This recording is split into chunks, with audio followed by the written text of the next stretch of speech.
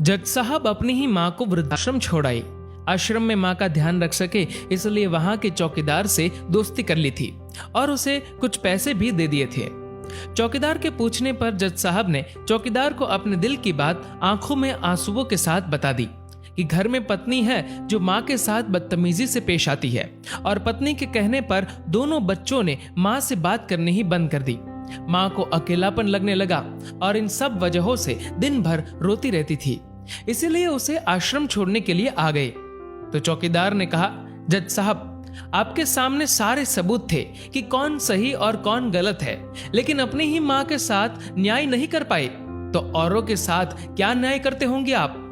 ये बात जज साहब के दिल को चुभ गई। चौकीदार की इतनी सी बात का इतना असर हुआ कि 2 रात नींद नहीं आई, 2 दिन से खाना नहीं खाया और कोर्ट भी नहीं गए। ऐसा लग रहा था जैसे एक चौकीदार ने जज साहब की दुनिया हिला दी हो। तीसरे दिन जज साहब अपने रूम से बाहर आए। पत्नी और बच्चे खाना लेकर इसी इंतजार में खड़े थे कि जज साहब कब खाना खाएंगे। अभी जज साहब ने एक कागज पत्नी को और 2 अलग अलग कागज अपने बच्चों के हाथ में थमा दिए। कागज की एक लाइन पढ़ी तो पत्नी के हाथों में से थाली गिर गई। उस पर लिखा था कि मैं तुम्हें तलाक दे रहा हूं, और बच्चों से कहा, आज से मेरी सारी प्रॉपर्टी आप दोनों की, मुझे कुछ नहीं चाहिए। बच्चों ने उन्हें जबरदस्ती कुर्सी पर बिठाया, हाथ जोड़कर पैरों में गिरकर इन सब का कारण पूछा तो आंखों में आंसुओं के सैलाब के साथ जज साहब बोले कि मैं मेरी 65 वर्ष की माँ को आश्रम छोड़ के आया हूँ, अनजान लोगों के भरोसे छोड़ के आया हूँ, और आप सब कारण पूछ रहे हैं। हम लोगों को शर्म आनी चाहिए। रोज मेरे कोर्ट से आने के बाद माँ रोती थी कि बेटा प्लीज मुझे वृद्धाश्रम में शिफ्ट कर दो। आप में से किसी ने भी माँ से सीधे मुंह बात नहीं की, और ये भी भूल गए कि जिस जज को आज पूरा शहर सलाम करता है, उसी जज को बनाने में उस माँ का कितना बड़ा रोल है। कभी दूसरों के घरों में काम करने जाती तब भी मुझे अकेला ना छोड़ती थी। ऐसी भगवान समान माँ को मैंने आश्रम में छोड़ दिया, और वो भी ऐसे लोगों के भरोसे जिन्हें ये तक नहीं पता कि माँ को क्या बीमारियां है। खुद को कोसते हुए जज साहब कहते हैं, दूसरों पर फैसले सुनाने वाला आज मैं खुद हार गया।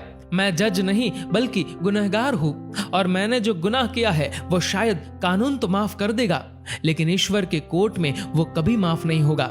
ये कहते हुए जज साहब बोले कि अब मैं अपने पापों का प्रायश्चित करने जा रहा हूँ। मैंने अपना सब कुछ आप लोगों को सौंप दिया है, और अब अपनी माँ के साथ आश्रम में रहूंगा और उनकी सेवा करूंगा। पत्नी से जज साहब ने कहा कि याद रखना, आज तुमने उस माँ को आश्रम भिजवाया, तुम भी एक माँ हो, कल तुम्हें भी कोई आश्रम भेजेगी, तब तुम्हें मेरे इन शब्दों का अर्थ सही मायने में समझ आएगा। ये बोलकर जज साहब आश्रम के लिए चल दिए। आधी रात को चौकीदार भी जज साहब को देखकर चौंक गया। आश्रम के अंदर दाखिल हुए तो देखा माँ सो रही थी। करीब जाकर देखा तो पूरे परिवार की तस्वीर से लिपटकर रोते हुए माँ सो गई थी। आश्रम का प्रशासन भी जाग गया, क्योंकि पीछे पीछे पत्नी और बच्चे भी आ गए थे। उन्हें यह एहसास हो गया था कि उन्होंने क्या पाप किया है। तभी आश्रम की एक कर्मचारी बोली, हम इन्हें आपको नहीं सौंप सकते, क्या पता कल आप इन्हें मार दो तो। ये सुनते ही जज साहब की पत्नी को दिल में बहुत दर्द हुआ।